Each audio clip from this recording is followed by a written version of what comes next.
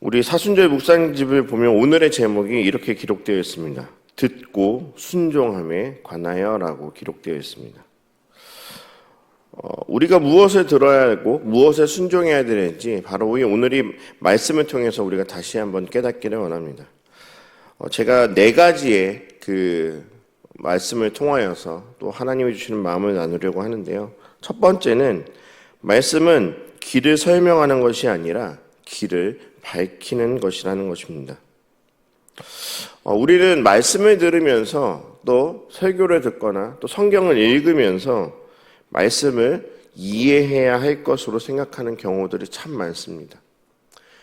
성경을 읽다 보면 참 어려운 부분들이 많습니다. 그런데 시편 기자는 오늘 이 말씀을 통하여서 우리들에게 이렇게 말하고 있습니다. 말씀은 빛이다. 여러분, 빛의 특징은 무엇입니까?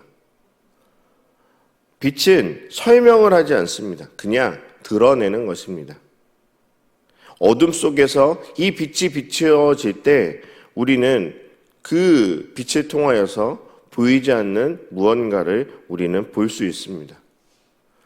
어두웠었을 때는 우리가 한 걸음 한 걸음 나아가기가 어렵지만 빛이 있을 때 우리는 한 걸음씩 나아갈 수 있습니다. 어두운 길에서 비춰주는 그 빛은 이 길이 맞다라고 우리들에게 이야기하지 않습니다. 그저 우리의 한 걸음 앞을 비춰주는 것입니다. 여기서 중요한 깨달음이 있습니다. 하나님의 말씀은 전체를 보여주지 않습니다. 그런데 우리의 다음 걸음을 보여줍니다. 이게 무슨 말이냐? 우리는 하나님께 기도를 하고 또 우리가 어떤 깨달음을 얻으면서 우리의 삶을 향한, 우리 인생을 향한 하나님의 큰 전체의 계획을 보고 싶어 합니다. 우리가 앞으로 나아가야 될 방향이나 또 우리가 해야 될 앞으로의 미래의 모습 등 우리의 모든 전체, 삶의 전체를 보고 싶어 합니다. 그런데 하나님은 우리들에게 한 걸음 한 걸음 나아갈 그 장면만을 우리들에게 보여주신다는 것입니다. 그리스도를 본바다에서는 이렇게 저자가 기록합니다. 내 말은 영이고 생명이다. 겸손과 사랑으로 받아들여야 한다. 하나님의 말씀에 대해서 이렇게 고백을 하고 있습니다. 말씀은 정보가 아닙니다. 하나님의 그 뜻을 머리로만 아는 정보가 아니라 바로 우리의 삶을 살리는 생명이라는 것을 성경은 우리들에게 알려주고 있습니다. 그래서 말씀은 이해보다 먼저 순종으로 반응해야 하는 것입니다. 우리는 다 이해하면 순종하겠다라고 말하지만 하나님은요, 우리가 순종하면 보이지 않는 그 하나님의 섭리를 이해하게 될 것이라고 우리들에게 말씀하여 주고 계십니다. 전도하면서 참 힘든 게 무엇이냐? 우리는 하나님의 그 섭리를 압니다. 경험을 통해서.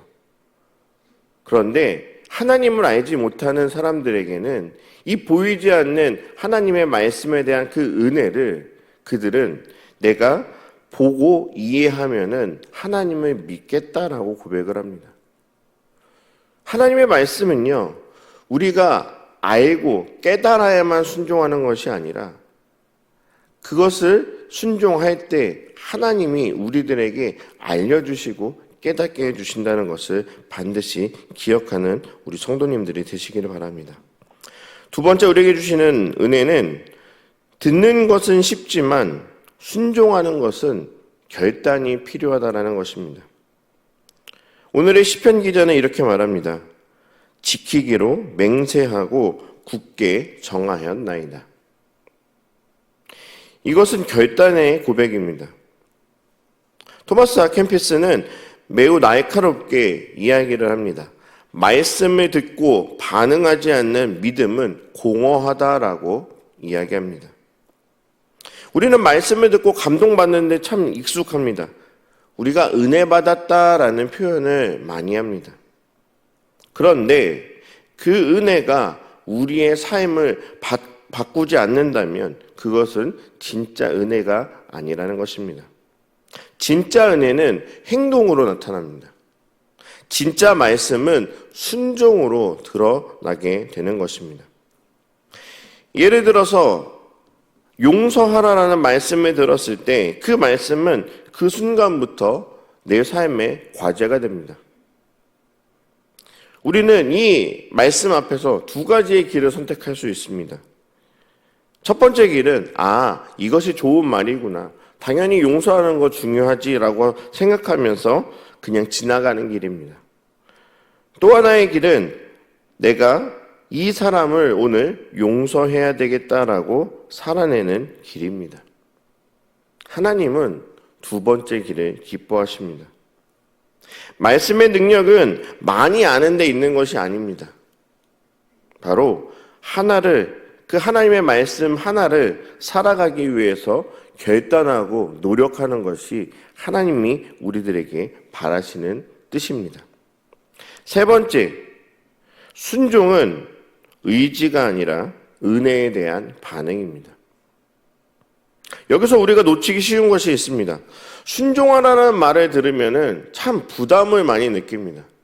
교회에서 항상 순종이라는 이 단어가 주는 부담감이 참 큽니다. 왜냐하면 우리는 자주 실패하기 때문입니다. 그런데 토마스 아킨피스는 이렇게 이야기합니다. 말은 사람을 가르치지만 순종하게 하는 것은 하나님이다. 여러분, 이게 핵심입니다. 순종은 내가 해내는 것이 아니라 하나님이 가능하게 하시는 것입니다. 그래서 진짜 순종은 이렇게 시작합니다. 주님, 저는 못합니다. 그러나 말씀대로 살게 해 주십시오라는 고백에서 시작합니다. 이 고백이 없는 순종은 결국 우리에게 율법이 될 것입니다.